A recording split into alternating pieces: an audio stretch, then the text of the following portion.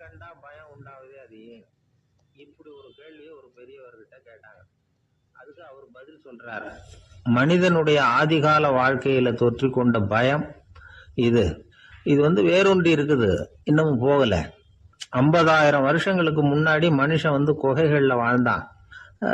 பகல்ல பயம் இருக்காது, ராத்திரியில மிருகங்கள் தாக்கும் கொல்லும், நிம்மதியா தூங்க கூட முடியாது. அதனால இந்த மனுஷனுக்கு இரவுன்னா மரணம் பயம் அப்படின்னு பழகி போச்சு. மனிதர்களுடைய எல்லா மனசையும் சேர்த்து மொத்தமா ஒரு மனசு உண்டு. மனிதர்களுடைய நினைவு இந்த மொத்த மனசுல பதிஞ்சிருக்கு, பரவுது. இந்த மொத்த மனசுல இருட்டு பற்றிய பயம் பதிந்து நீடிக்குது அப்படிங்கிறார் அவர். இந்த காலத்துல இரவை பகலாக்கிறதுக்கு எவ்வளவோ விளக்குகள்லாம் வந்தாச்சு.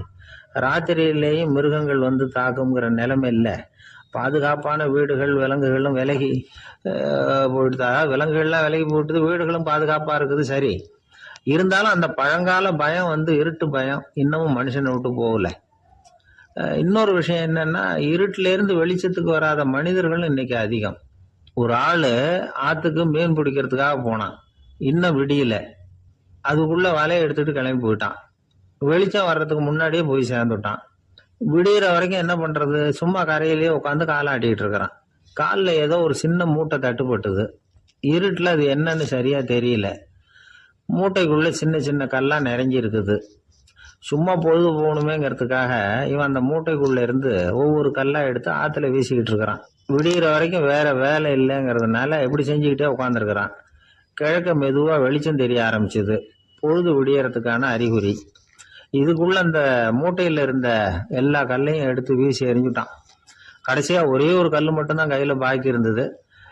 வெளிச்சம் வந்ததும் அந்த கல்லை பார்த்தான், அப்படியே திகைச்சு போயிட்டான்.